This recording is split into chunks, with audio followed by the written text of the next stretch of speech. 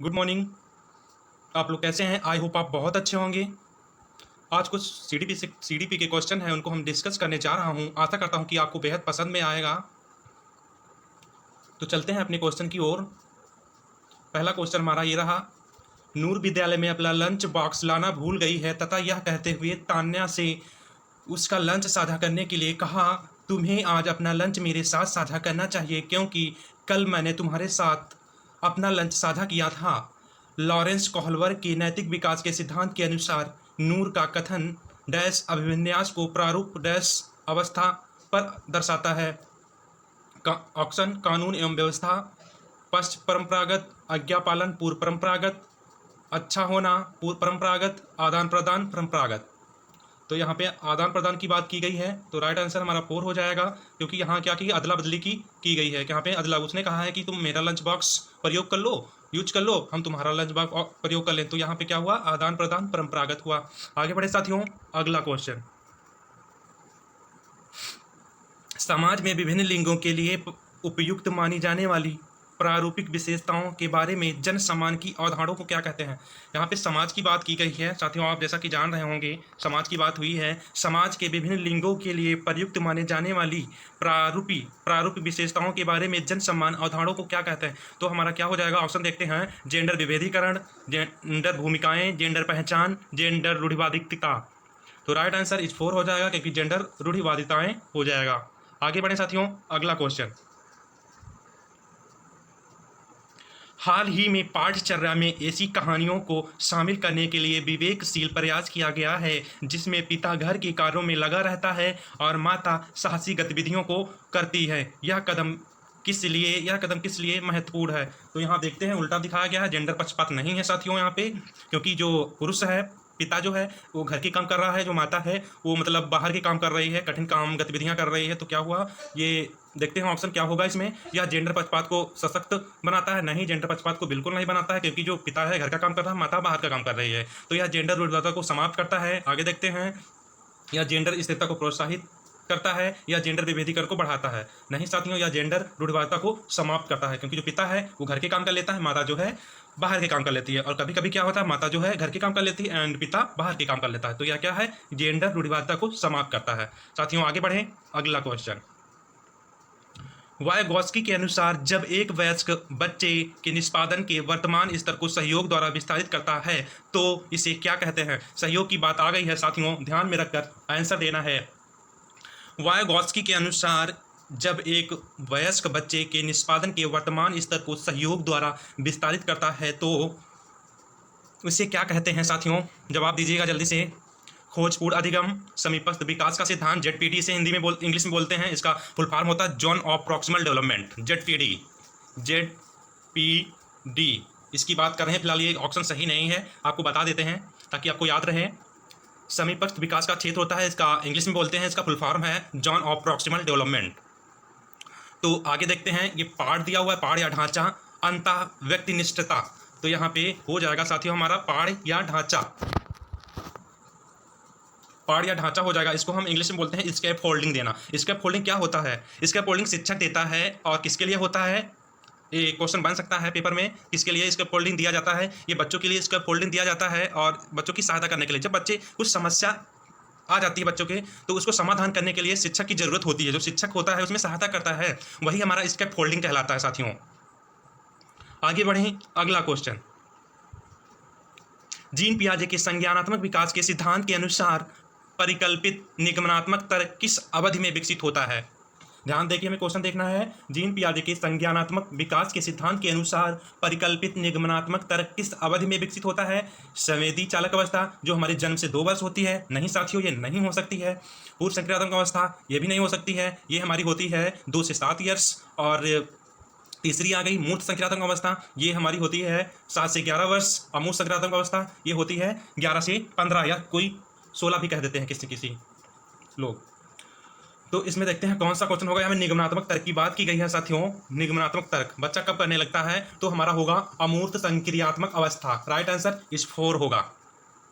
जब बच्चा 11 से 16 वर्ष की अवस्था में होता है तो वह क्या करता है? अमूर्त चिंतन करने लगता है। मूर्त चिंतन वह होता है साथियों जब बच्चे के सामने जो सामने वस्तुएं होती हैं उनके बारे में ही सोचना, उनके बारे में ही तर्क करना, वो हमारा मूर्त चिंतन कहलाता है। अमूर्त क्या होगा? जो उसके सामने प्रत्यक्ष नहीं है साथियों, उसके बारे में भी सोचता है स्टूडेंट, तो वो क्या हो जाएगा? अमूर्त संक्रांतक अवस्था हो जाएगी। उस अवस्था में बालक आता है। आगे बढ़ें, अगला क्वेश्चन। डैश के अनुसार बच्चों के चिंतन के बारे में सामाजिक प्रक्रियाओं तथा सांस्कृतिक संदर्भ के अभाव को समझना आवश्यक है। डैश के अनुसार बच्चों के चिंतन के बारे में सामाजिक प्रक्रियाओं तथा सांस्कृतिक संदर्भ के प्रभाव को समझना आवश्यक है। देख लेते हैं कौन सा ऑप्शन सही है इसमें साथियों। पहला ऑप्शन है लॉरेंस कोहलबर्ग, दूसरा है जीन पियाजे, तीसरा है लेओ वायगॉस्की, चौथा है अल्बर्ट बंडूरा। तो साथियों यहाँ पे हमारा सामाजिक विकास की बात की गई, सामाजिक प्रक्रियाओं की। तो आप जानते होंगे कि सामाजिक विकास किसने दिया है, सोशल डेवलपमेंट किसने दिया है? तो लेओ वायगॉस्की ने दिया है साथियों। इन्होंने भी ZPD स्केप फोल्डिंग इन्होंने ही दिया है। अब सबसे पहले अगर स्केप फोल्डिंग की बात की जाए तो जेरूम बुर्नर ने दी थी साथियों। चलो अब यहाँ बात कर लेते हैं लॉरेंस कोहलबर्ग ने नैतिक विकास पे अपनी बात की। लॉरेंस कोहलबर्ग ने नैतिक विकास पे बात की थी, और ये जीन पियाजे कॉग्निटिव डेवलपमेंट भी बात की थी। लेओ वायगॉस्की आप जानते हैं सोशल डेवलपमेंट की बात की थी। अल्बर्ट बंडूरा ये सोशल लर्निंग की बात की थी। आगे बढ़े साथियों, अगला क्वेश्चन। पियाजे के संज्ञानात्मक विकास के सिद्धांत से निहितार्थ निकालते हुए एक ग्रेड 6 से 8 के शिक्षक को अपनी कक्षा में क्या कराना चाहिए? तार्किक बहस के प्रयोग को हतोत्साहित करना चाहिए? बिल्कुल नहीं हो सकता साथियों, ये ऑप्शन तो बिल्कुल गलत है। ऐसी समस्याएं प्रस्तुत करनी चाहिए जिसमें तर्क आधारित समाधान की आवश्यकता होती है। हो सकता है सही हो, अभी हम नहीं कह सकते हैं। सारे ऑप्शन देख लेते हैं साथियों। तीसरा देखते हैं, एक अवधारणा को पढ़ाने के लिए केवल मूर्त सामग्रियों का ही प्रयोग कराना चाहिए। केवल आ गया, इससे हमें नेगेटिव दर्शाता है, और फिलहाल ये गलत भी है तीसरा वाला। अगला देखें, केवल निर्धारित पाठ्यक्रम पर ही निर्भर रहना चाहिए। नहीं साथियों, ये भी गलत है। तो हमारा राइट आंसर हो जाएगा 2। ऐसी समस्याएं प्रस्तुत करनी चाहिए जिसमें तर्क आधारित समाधान की आवश्यकता होती है। आगे बढ़े साथियों, अगला क्वेश्चन। हार्वर्ड गार्डनर के बहुबुद्धि सिद्धांत के अनुसार तार्किक गणितीय बुद्धि वाले एक व्यक्ति की क्या विशेषताएं हो सकती हैं? हार्वर्ड गार्डनर के बहुबुद्धि सिद्धांत के अनुसार तार्किक गणितीय बुद्धि वाले एक व्यक्ति की क्या विशेषताएं हो सकती हैं? तो हार्वर्ड गार्डनर ने साथियों कितनी दी थी? 8 बुद्धि दी थी। उनके 8 प्रकार बताए थे। हार्वर्ड गार्डनर ने बुद्धि के 8 प्रकार बताए थे। बहुत सारी थी, संगीतमय थी, तार्किक बुद्धि थी, बहुत सारी बुद्धि थी जो हार्वर्ड गार्डनर ने दी थी। तो इसमें देख लेते हैं हार्वर्ड गार्डनर के अनुसार कौन सा सही ऑप्शन है। तो पहला ऑप्शन देखते हैं साथियों, ध्वनि ताल तथा शब्दों के अर्थ के प्रति संवेदनशीलता। तार्किक गणितीय की बात की गई है, तार्किक गणितीय बुद्धि वाले इसमें चयन करना है मुझे। तो दृश्य स्थानिक परिवेश में सटीक रूप से ग्रहण करने की योग्यता, संगीतमय व्यक्तियों के आवाज के सरल ताल एवं सौंदर्यपूर्ण गुणों का उत्पन्न करने एवं प्रशंसा करने की योग्यता। नहीं हो सकता साथियों। अगला ऑप्शन देखते हैं, पैटर्न को खोजने की एवं तर्क की लंबी श्रृंखला को हल करने की क्षमता और संवेदनशीलता। तो गणित के अकॉर्डिंग हमारा 4 ही ऑप्शन सही होगा साथियों। यहाँ पे की श्रृंखला की बात की गई है, तर्क की बात की गई है, संवेदनशीलता की बात की गई है। ये हम सब किस में करते हैं? मैथ में करते हैं। आगे बढ़े साथियों, अगला क्वेश्चन। वह प्रक्रिया जिसके द्वारा बच्चे आदतों, कौशलों, मूल्यों तथा अभिप्रेरणा को विकसित करते हैं और जो उन्हें समाज का जिम्मेदार एवं क्रियाशील सदस्य बनाती है, उसे क्या कहा जाता है? वह प्रक्रिया जिसके द्वारा बच्चे आदतों, कौशलों, मूल्यों, अभिप्रेरणा को विकसित करते हैं और जो उन्हें समाज को जिम्मेदार एवं क्रियाशील सदस्य बनाती है, उसे हम क्या कहते हैं साथियों? तो हमारा हो जाएगा समाजीकरण, सोशलाइजेशन।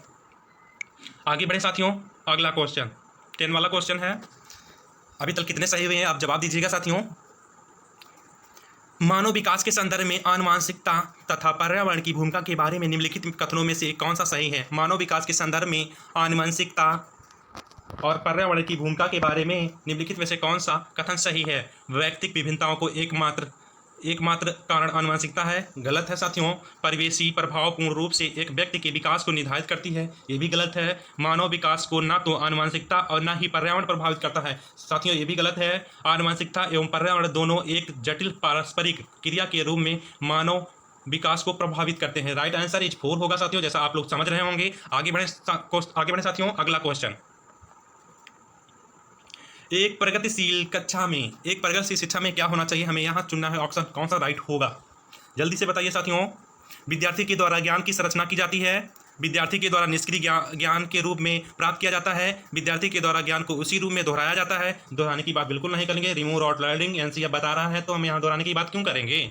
शिक्षक के निर्देशों के अनुसार विद्यार्थी द्वारा ज्ञान का अनुसरण कर किया जाता है। नहीं साथियों, 4 भी गलत है, 3 भी गलत है, 2 भी गलत है। तो राइट आंसर हमारा 1 हो जाएगा। विद्यार्थी के द्वारा ज्ञान की संरचना की जाती है। आगे बढ़े साथियों, अगला क्वेश्चन, सतत एवं समग्र मूल्यांकन में क्या शामिल है। सतत एवं समग्र मूल्यांकन की बात की गई है, यहाँ पे क्या शामिल है, तो आप जल्दी से जल्दी ऑप्शन चूज कीजिए साथियों। केवल संरचनात्मक आकलन, केवल संकलनात्मक आकलन, ना तो संरचनात्मक ना ही संकलनात्मक आकलन, या फिर 4 ऑप्शन देखते हैं। विविध प्रकार की रणनीतियों का प्रयोग करते हुए दोनों संरचनात्मक एवं संकलनात्मक आकलन का प्रयोग करता है। राइट आंसर इस 4 हो जाएगा साथियों। आगे बढ़े साथियों, अगला क्वेश्चन, आपकी कक्षा के एक विद्यार्थी को विभिन्न स्रोतों के बारे में यह बताया गया है कि उसके सामाजिक वर्ग के लोग शैक्षिक क्षेत्र में, सामाजिक वर्ग के लोग जो हैं वो शैक्षिक क्षेत्र में निम्न स्तरीय प्रदर्शन करते हैं। तो इस रूढ़िवादिता एवं परिमाणिक रूढ़िवादी आशंका के प्रभाव को कम करने के लिए एक शिक्षक को क्या पहल करना चाहिए। चलो ऑप्शन देखते हैं कौन सा राइट होगा साथियों। इस प्रकार के सरोकारों को अनदेखा करना चाहिए। विभिन्न सामाजिक वर्गों के विद्यार्थियों के बीच प्रतियोगिता आयोजित करनी चाहिए। नहीं, विद्यार्थी से पढ़ाई छोड़कर किसी अन्य क्षेत्र में शामिल होने के लिए सलाह देनी चाहिए। ये भी नहीं हो सकता है। विभिन्न सामाजिक वर्गों के रोल मॉडल से संबंधित कहानियों एवं उदाहरणों को प्रस्तुत करना चाहिए। राइट आंसर इस डी हो जाएगा। सामाजिक वर्गों के रोल मॉडल संबंधित कहानियों से और उदाहरणों देकर प्रस्तुत करना चाहिए। जैसा कि आप लोग समझ रहे होंगे कौन सा ऑप्शन सही होगा। आगे बढ़े साथियों, अगला क्वेश्चन, एक समावेशी कक्षा में शिक्षक को क्या करना चाहिए। एक समावेशी शिक्षा है, उसमें शिक्षक को क्या करना है। समावेशी शिक्षा है, इसमें मंदबुद्धि बालक हो या फिर किसी भी रिटार्डेड हो, विकलांग हो, कुछ भी हो, तो उसे समान रूप से शिक्षा देना ही समावेशी शिक्षा कहलाती है। तो उसके अंतर्गत शिक्षक को क्या करना चाहिए साथियों, ये हमें ऑप्शन में बताना है। यह विश्वास करना चाहिए कि प्रत्येक बच्चे में अपनी योग्यताओं एवं शक्ति के अनुसार सीखने की क्षमता है। नहीं साथियों, गलत ऑप्शन है ए। सशक्त अधिगमकर्ताओं के प्रति दया एवं सहानुभूति का भाव प्रदर्शित करना चाहिए। बिल्कुल गलत, भाव एवं दयाभूत भाव प्रदर्शित नहीं करेंगे। बच्चों को अपाहिज बच्चा, मंदबुद्धि बच्चा आदि के रूप में वर्गीकृत करना चाहिए। राइट आंसर इस 3 हो जाएगा। आगे बढ़े साथियों, अगला क्वेश्चन, लास्ट क्वेश्चन है हमारा 15। एक विद्यार्थी कक्षा में निम्नलिखित लक्षण प्रदर्शित करता है। एक स्टूडेंट है तो यह क्या करता है, कक्षा में विभिन्न लक्षण प्रदर्शित करता है। जैसे पढ़ने के प्रति चिंता रखता है, शब्दों या अक्षरों को पहचानने में कठिनाई करता है, निम्न स्तरीय शब्दावली कौशल की परेशान है, पहले पढ़े हुए पाठ को समझने या याद करने में कठिनाई करता है। तो ये किसके सूचक हो सकते हैं, यहाँ पे आंसर देना है। एक स्वाधीन विद्यार्थी है, एक सृजनात्मक विद्यार्थी है, अधिगम असक्षमता वाले विद्यार्थी के, मानसिक क्षति वाले विद्यार्थी के। तो राइट आंसर इस 3 हो जाएगा। राइट 3 है। तो आगे बढ़े साथियों, आज का लास्ट क्वेश्चन यही था। शिक्षा जगत से जुड़ने के लिए आप सभी का प्रेम पूर्वक धन्यवाद साथियों। Prep smart, score better. जय हिंद साथियों।